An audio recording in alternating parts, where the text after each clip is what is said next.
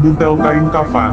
Wajah pocong konon rusak seperti habis disiram air keras. Wajahnya juga gosong. Pocong memiliki kebiasaan mengeluarkan air liur dari mulutnya. Hati-hatilah bila terkena air liur pocong, konon bakalan kena korengan yang tidak bakal bisa sembuh.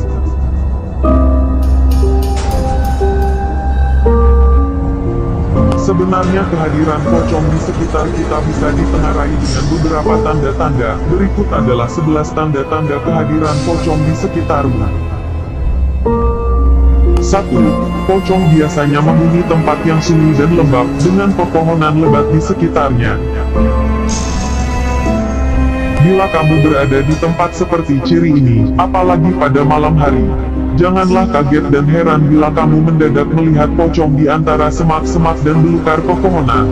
Segeralah lari bila melihatnya karena pocong itu sangat cepat gerakannya, bisa-bisa kamu ditangkap dan diludahi. 2. Pohon yang paling disukai pocong adalah pohon bunga kemuning. Kamu mungkin sudah tahu tentang pohon bunga kemuning. Pohon yang memiliki bunga kecil warna putih, dan buah-buah merah seperti melinjo kecil ini ternyata sangat disukai pocong. Konon menurut kepercayaan masyarakat desa di Jawa, kalau ada pohon ini di halaman sebuah rumah, pastilah di sana ada pocongnya. 3. Muncul semerbak bau semriwing seperti minyak misik.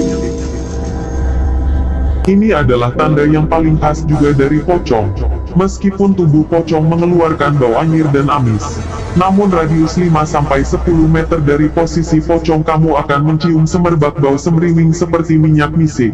Hati-hatilah bila ada bau seperti ini di sekitarmu yang muncul secara tidak wajar. Biasanya memang ada entitas makhluk gaibnya, terutama pocong. 4. Pocong suka bermain di kebun pisang. Ini juga terdengar aneh, karena ternyata pocong suka banget main di kebun pisang. Iya, tempat di mana banyak ditumbuhi pohon pisang. Pocong suka berdiri bersandar di batang pohon pisang sambil mengamati manusia. Terkadang pocong bikin manusia terkecoh di malam hari. Dikiranya batang pohon pisang yang diselimuti karung, ternyata adalah pocong.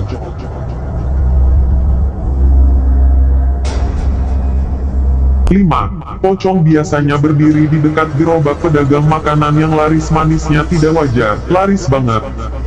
Tahukah kamu bahwa pocong itu sering digunakan sebagai jin penglaris? Selain makhluk gaib seperti tuyul dan monyet-monyet gaib, ternyata pocong juga sering dijadikan sebagai jin penglaris. Biasanya jika ada sebuah warung makanan yang laris banget, tiba-tiba diterpa rumor tidak sedap tentang pocong. Biasanya memang warung ini berkong kali kong dengan jin pocong. Cara kerja pocong untuk melariskan makanan si pedagang mengerikan banget, yaitu ditetesin air liur. 6.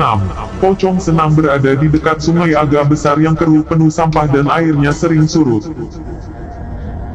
Jika rumah kamu kebetulan berada di bantaran sungai agak besar yang airnya keruh penuh sampah dan sering pula surut, hati-hatilah, mungkin saja pocong berdiri di pagar pembatas antara rumahmu dan sungai. Karena pocong memang punya hobi lihatin sungai, sambil lihatin manusia lalu lalang. Kadang pocong bikin manusia kaget dengan menampakkan dirinya yang menyeramkan banget itu. 7. Pocong suka jalan-jalan ke tempat angker yang pernah terjadi tragedi kelam seperti pembunuhan atau kematian tidak wajar. Jangan dikira hanya manusia saja yang suka jalan-jalan ke tempat angker. Pocong ternyata juga suka banget jalan-jalan ke tempat angker. Terutama tempat yang menjadi bekas tragedi pembunuhan atau kematian tidak wajar karena kecelakaan misalnya. Pocong suka duduk di sekitar situ sambil uncang-uncang lihatin bercak-bercak darah yang dalam dunia gaib tentu saja bercak itu masih kelihatan, walaupun di dunia nyata sudah hilang. 8. Pocong punya hobi mengetuk pintu rumah manusia yang menjadi tetangganya. Pocong meskipun tinggalnya di alam gaib, ternyata mereka juga memiliki rasa solidaritas tinggi dalam interaksi sosial. Mereka memiliki kegemaran mengetuk pintu rumah tetangga manusianya. Jika memang ada rumor pocong di suatu tempat, coba silakan tanyakan pada manusia yang tinggal di sekitar pocong itu.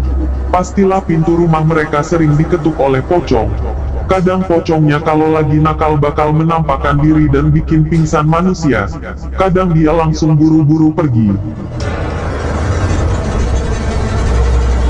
9. Pocong biasanya suka berdiri di belakang manusia dulu sebelum menakut-nakuti. Sambil berdiri di belakang manusia, dia suka meniup-niup, dan baunya sungguh busuk.